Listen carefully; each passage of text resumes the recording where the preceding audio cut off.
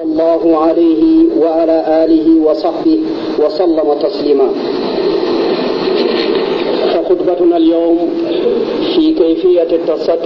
التصدي لهجمات التنصير في هنا وهناك. ولا يفوتني أن أذكر نفسي وإياكم بأننا في الخطبة الماضية تحدثنا في التحذير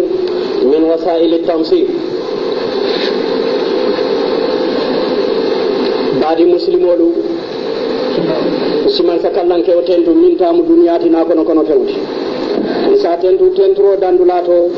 kade maro mini ate mansobulu kanna junube kafaro fanani ni ate bulu kam falsei mario ba min keta alati katanko ngini kabo atela niolula kujawol miliyalon ko aka walle sidi ani bara jawol miliyalon ko na sufol ke bara atele man soti miliyalon ko nay min kanda sikanda nay min filindi fana sike mo filiroti mote sotola min site kandandi no kasedi ako batu man sawo man sate keri minna bato sike tonyati na manke man sakallanke kilimoti fulan ka futala kasedi ako muhammad mala jongoleti amala kilar moleti nabe o nyaman sikiso ni nemo dani ate man sobulo nasaji din nakila ni makan nala dimbal nala saibolu ani munyi makotangol ko kola kutubo be kala minti wala musilol miliyalon ko ni ngawlu ta to mando bato mira jawol min kanan na banko kan nisi yala mandiga yenke katiro ta nasaralti walla yembondin te kala muslimol tin te kala nasaralti lake kutun ganolti to mando bato si wosilol doluta bi wato ben sola min naje amma ba'da ayuhan nas ittaqullaha ta'ala thumma alamu annahu la shakk من أن المسؤولية كبيرة ومشتركة بين المسلمين أفرادا وجماعات حكومات وشعوبا للوقوف أمام هذا الزحف المسموم الذي يستهدف كل فرد من أفراد هذه الأمة المسلمة كبيرا كان أو صغيرا ذكرا أو أنثى وحسبنا الله ونعم الوكيل. بعد مسلمون adamadi ngolu ngasilang alanya ko wakola ntinyin kalam tako tonya mo sabate nyo sabala mola mo fulate nyo sabala ko ni mudunore ti mi yalon ko be kuliyari ngabe warali andin dunude mi yalon ko bele dentala muslimol bele dentala akun kilinna bang walla akafumale bang walla man sakunda bang walla bang ko mol mu mebbe pour ñin kamma boy silo ñin fosino ñatilmola mi yalon ko imario le min nataje wala mu kan kilin na soto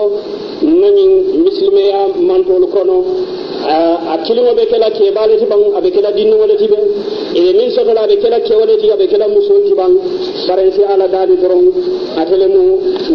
fenti min sin wasa ñin kol beto ikhwatul iman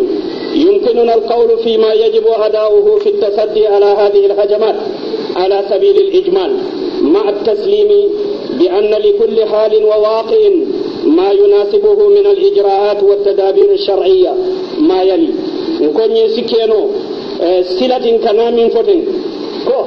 aswaji bi asike dunuti momo e nisake kale ramoti min fosino mi yalon ko akanan na banko kan ni sen na dimbayal beke annasarati ko silo lam mi yalon ko ngi nyafule doro ngi nati barim bebe sonna ko wati alhale dinkra na silo lemu isminta insha Allah tumando bato na ferodu mi yalon ko sarengo yelandi ni si fantangano yela dimbayal tanka ni sila kurulma mi yalon ko ikan kafriyandi na bankol kan ko kilin folo wahid تأصيل العقيدة الإسلامية في نفوس المسلمين من خلال مناهج التعليم وبرامج التربية في المدارس بصفة عامة وفي المدارس الإسلامية بصفة خاصة مع التركيز على ترخيصها في قلوب الناشئة مفلولتي na sulolu dundi mune sulolu mu wala mu sitindoni ntafundu kendo mimu muslime ya sitindoti ne dundi muslimolu sondomolu kono yekeje suloti mimbe bambana mba sotola ni nyaadile na silabosolu na programol miliyalon ko ibe na karamol to anin kulur dulal bundal to karambol mu mebbe barin ko muslime ya karamol wala islam karamol wala fawbe hatajirin nin ko wala pour ka wodundi muslimol sondomol kono ko isilo betekede pour ka falindiro ke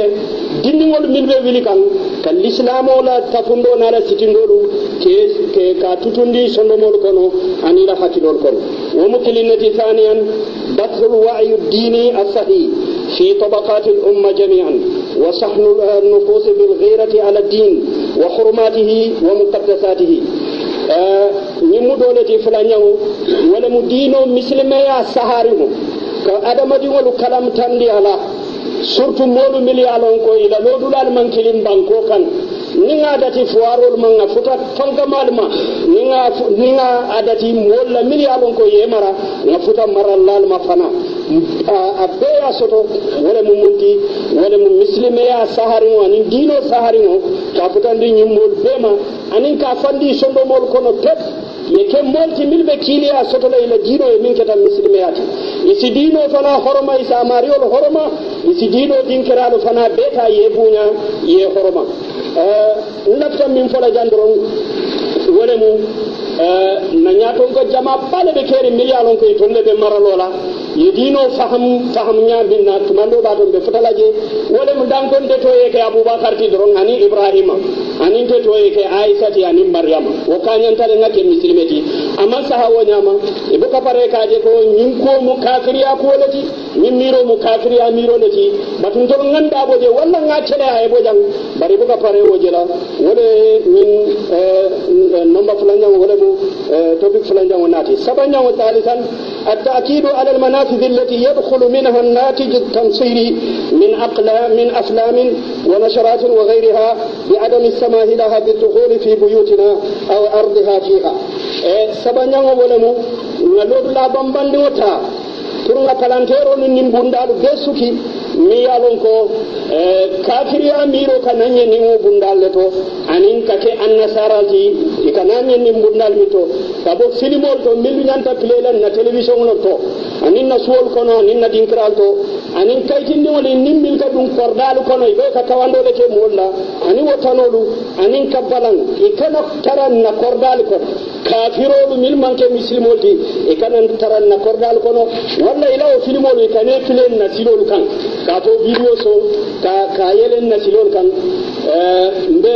alfal be karafala miliyalon ko wondal be balu wala silo kan katu man sakunda o da dila me sengo fenni batarole mu kutun kanne yale mu misalla dimba yalu tinya alfali sembo soto ya bondila ila bato wala be lamin ila bedoto ngaw alfal be kaswala alfa ben bedo minto nin isonta ila dinola ikili ata fe fana anu yabala fa soto ila dimba yali tumando bato ite yele mala bari yabala fa soto ila dimba yali sinin samo jahannama dungala andu ni wadunda jahannama isalon ko fana la kano man koyde kantum alqur'ano ka fonye ko ku anfusakum wa ahlikum nara alali fantanka amam fe fode albali fantanka la minna ako alnalla dimbayal dimba woto wowe min yitandi fasarlali min foto lonnalu wala mun nite aje ko ite kam min ke wobe te kisalan ite min marawol man tara kiso ko do isi hakilo to baake malaike fana si kisa ni wol man kisa alqur'ano kan kawandi walla isi hakilo to woto wala tinna alifal be muslime ya yesas isi la kordal koroti isi la mafamul koroti inyon alifa naye kafiroji ay la sokono aka nyim film batarol kije hana buka wol kije tan kafiro ni muslimo manyan na de la kordal mbe futala wodin kiralto isi fere ke kawol bondi inshallah man sakunda man ta tous foje